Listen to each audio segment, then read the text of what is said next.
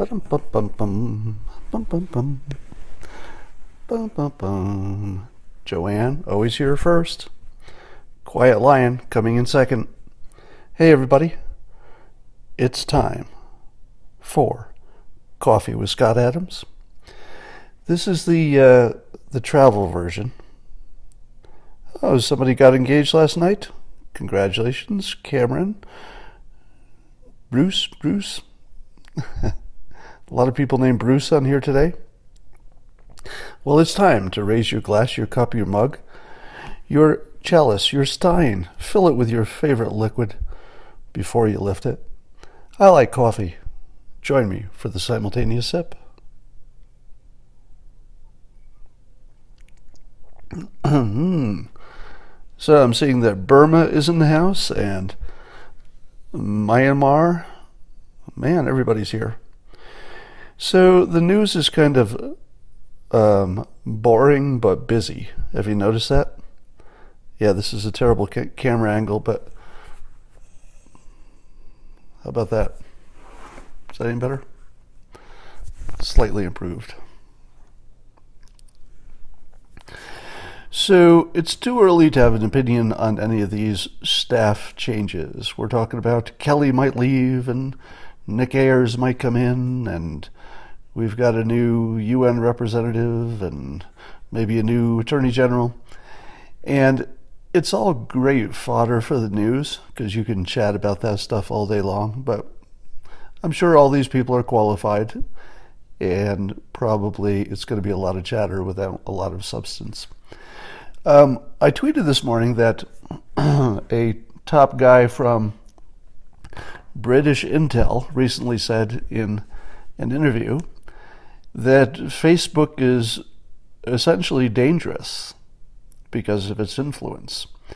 And this is one of the top Intel guys from Great Britain saying that Facebook is a threat to democracy and should be regulated like a utility. That's a pretty big statement.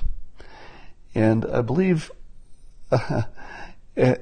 think about the enormity of that. Now, I've argued that social media has already replaced democracy. It's sort of a form of democracy, but a dirty form. And that Facebook and social media in general are part of that. And the way that model looks is that our government, who we elect, really doesn't have the option of doing something that social media doesn't approve of. Wouldn't you agree? Now, in the short run, you can have ideas that social media doesn't like, but in the long run, you're really going to either lose your next election or you're going to have to conform one way or another. So social media largely determines how the government is going to go because they can't get on the wrong side of social media. And the big tech companies are the biggest determinants of what social media thinks and says and does because they can control which messages have the most play. So their algorithms are essentially, I would say, have already replaced what you thought was the republic or what you thought was a democratic process. So we're way past the point where you have to ask yourself, hey, can social media distort democracy? We're way past that. It's already happened. The republic has already been replaced with a new system. Now, you can like that new system or you can not like it, but I don't think you can legitimately argue that the old system still exists. I think that's a settled deal there. So it seems to me that the odds of Facebook someday being regulated are pretty high. And I think specifically that the form of the regulation will be some independent body, maybe some kind of judges that have technical backgrounds. They can look at the algorithm and say the only thing we're going to look at is any change to the algorithm, and then the judges will say, okay, this change is not in the best interest of the country because it's is introducing some bias. So I think something like that's guaranteed eventually. Now, what's interesting is that because the social media companies control how we think, they could also control the public to be against any kind of public regulation of their entities. So that will be, oh, Kelly just quit, somebody said. I don't know if that's true, but the reports were that that was imminent. Somebody's saying they're going to depose Zuckerberg soon at Facebook. I think that's a strong possibility. I think Zuckerberg might not last too much longer in his job. And a lot of that will have to do with the public's distrust of Facebook's intentions and actions. One of the things that Zuckerberg has working against him is that he's not a sympathetic character, meaning that his public persona, just let's say his charisma, if you will, doesn't come across as somebody who's on your side. He comes across as a little bit robotic, and that, I think that's just scary to people. Yeah, if you have somebody, I've told you before that the definition of charisma is power plus empathy. So if you don't have empathy, but you have power, you look like a monster. Oh no, it's somebody with a lot of power who doesn't care about me. That's the scariest thing. But if you have lots of power and you care about people, then they say, that's great. I've got this powerful person on my side. I love this person. So Facebook is this big, powerful entity whose public face is probably the least empathetic persona we've seen in the modern age. It's very hard to watch Zuckerberg in action and feel he feels my heart. He's really connected to my emotional reality. Like, you don't really feel that from Zuckerberg. Now, by the way, I'm not a Zuckerberg basher, because clearly, he's a genius. Clearly, I think people have said he's one of the top CEOs maybe of all time. So in terms of capability, strategy, intelligence, motivating his staff and all those things, he's probably one of the best we've ever seen. So you can't take that away from him. But in this very specific situation where he's become so successful that Facebook has so much power, you have to make sure that the face of that power is compatible with the business model. And the business model is that they need people to like them, and the way he comes across is not as likable as it could be. So I think for that reason alone, probably there will be a change. Somebody said the uncanny valley. I was going to say that, but it seemed too cruel. I was thinking it. I was thinking exactly that, and I was thinking it for like actual analytical, objective reasons. I was thinking it, but it just sounds so cruel to actually apply it.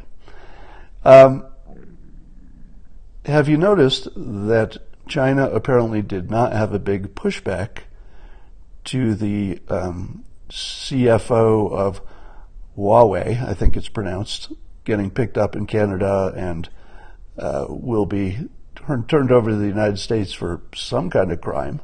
And again, I don't understand how the United States can have criminal jurisdiction over a Chinese citizen who did things in China.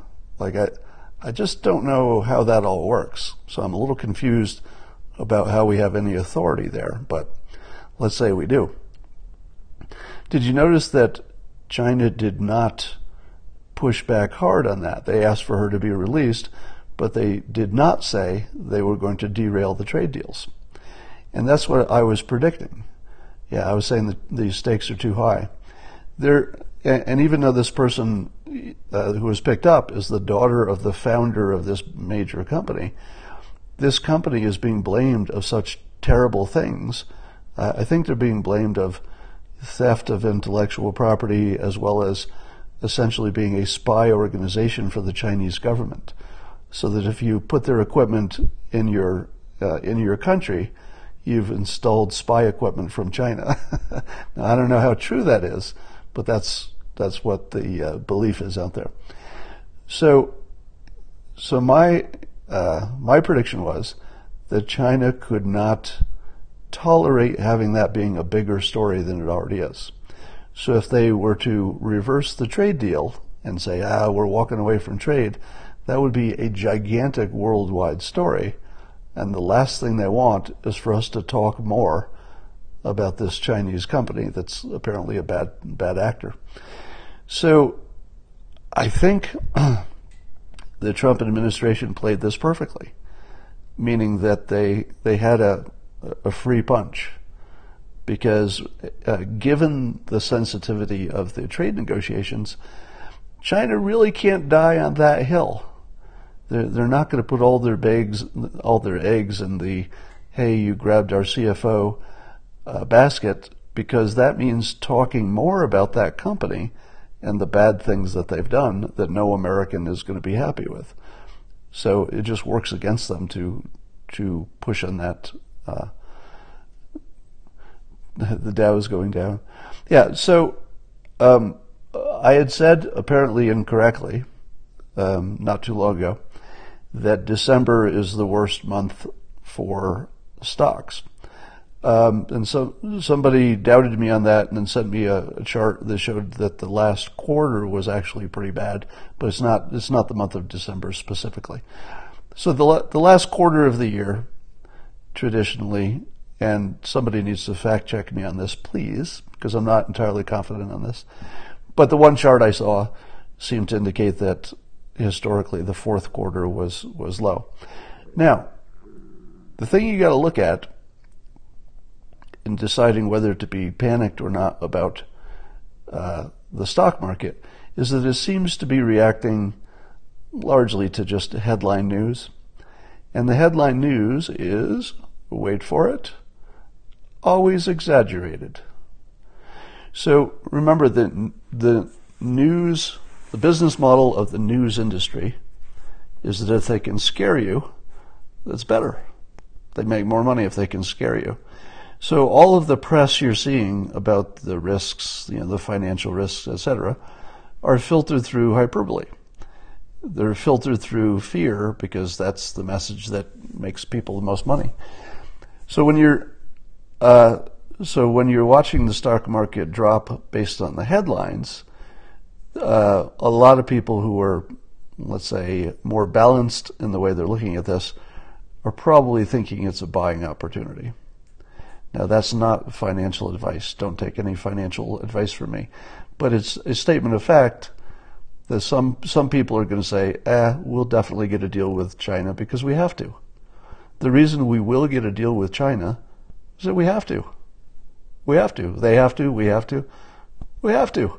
Might take a while, but it has to happen. So those people who are willing to wait it out are going to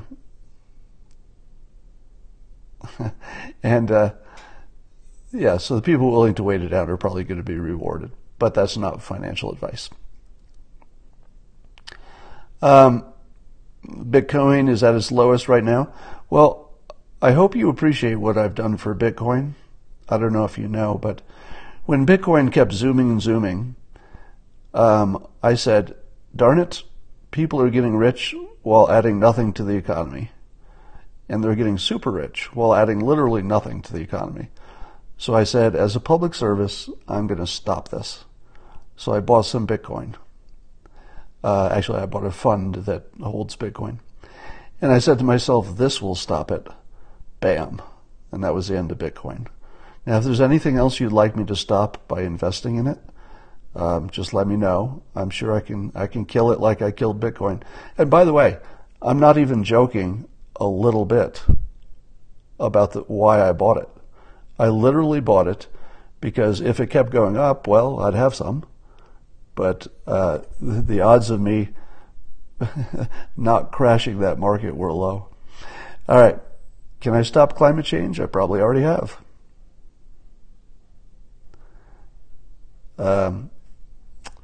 Who makes opioids? China. Was that a trick question? All right, so I've got a question for you.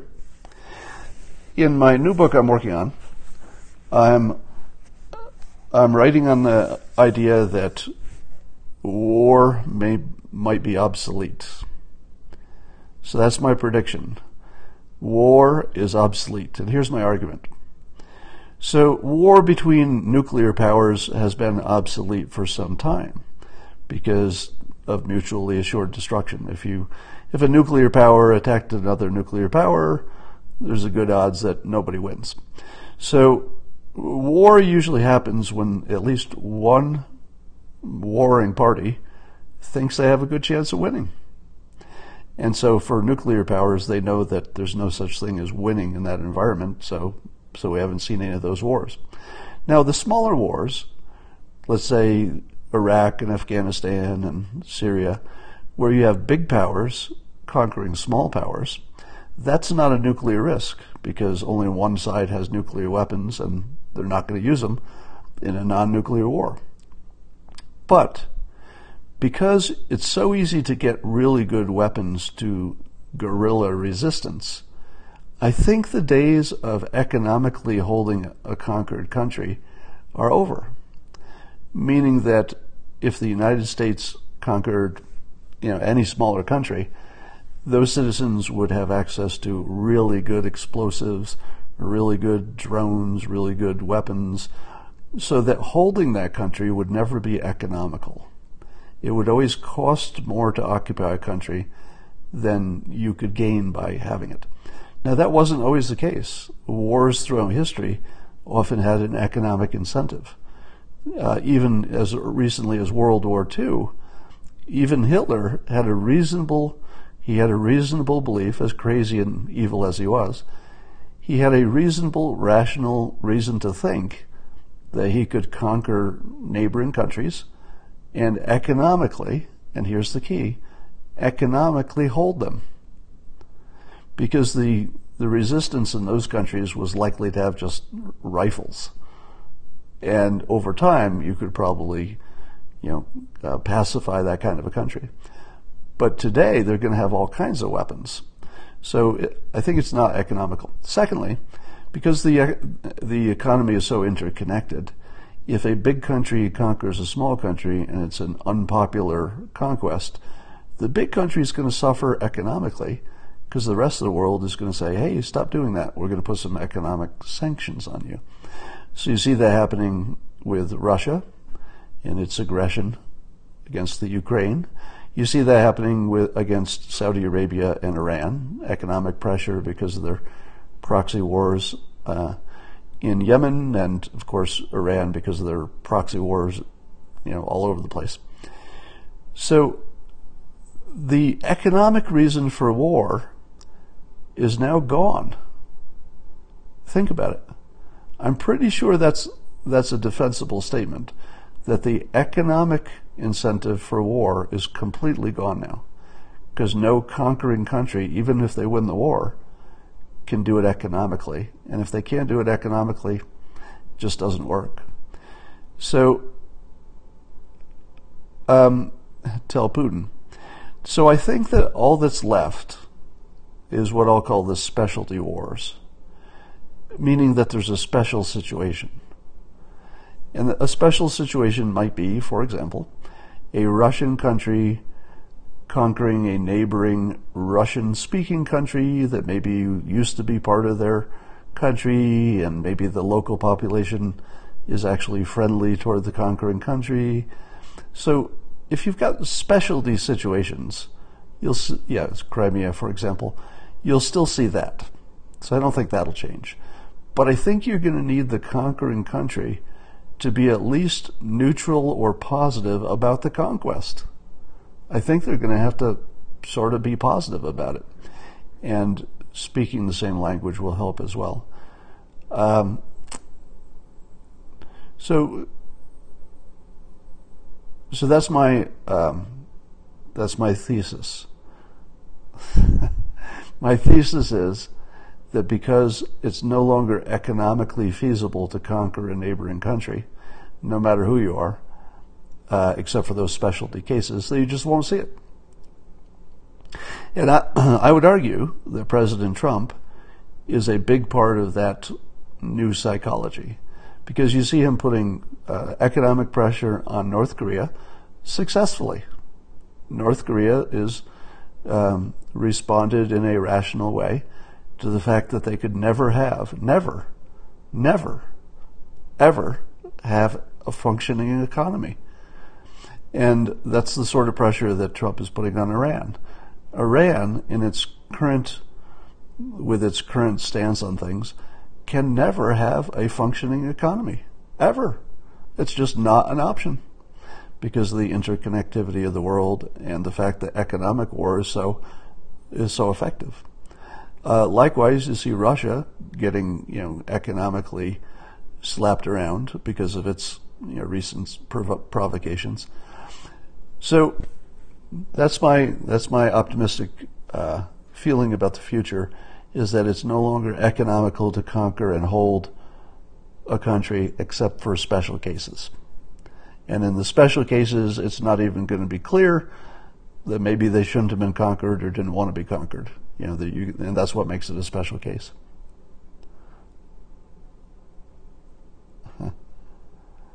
Tell Russia. So Russia is actually I would call the edge case. You can look at Russia and you can see the limits of what I'm talking about. So Russia taking over Crimea is a perfect example of the special case. But if they try to extend that to a full conquest of Ukraine, and correct me if I'm wrong, but if, let's say, theoretically, Russia just militarily or in other ways conquered Ukraine, just completely conquered it, would Russia have a better or worse economic situation after that? I think worse. And I think clearly worse, because the international community would get pretty tough about it. Estonia is a good example. So Estonia, I think, is safe, because if Russia moved against them, there would be no way to justify that. And so I think the international community would just shut down Russia as a trading partner with the world. I think their pipelines would be replaced with other sources. So anyway, so that's what I'm saying, that war, I think, will decline. How would you like to see, I don't have any thoughts on the candidates for AG or anything else right now, because I just don't know those characters. Let me give you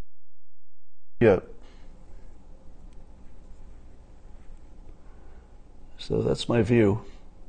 Can you tell where I am? I'm in Deer Valley, Utah.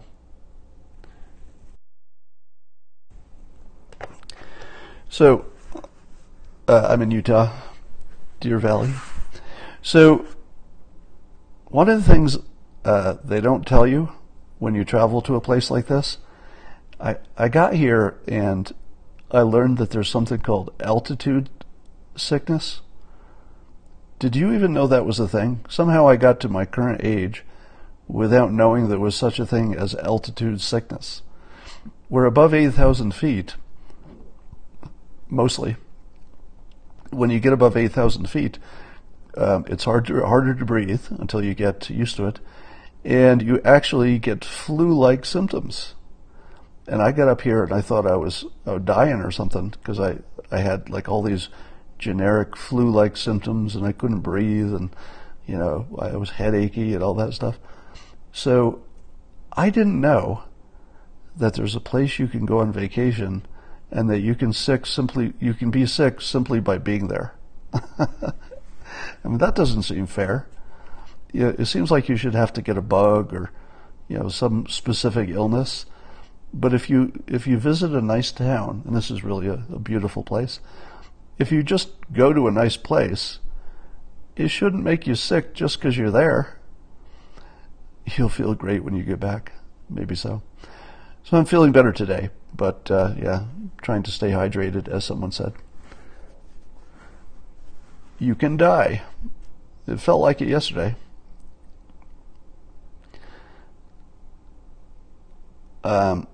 Yes, I'm sucking through the water like crazy, but it's not enough. All right.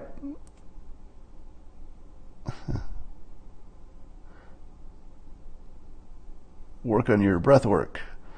Yeah, I've been trying to breathe deeply. Okay, is there anything else that's happening besides the staffing changes? Because I don't think those are interesting. All right, I will talk to you all later.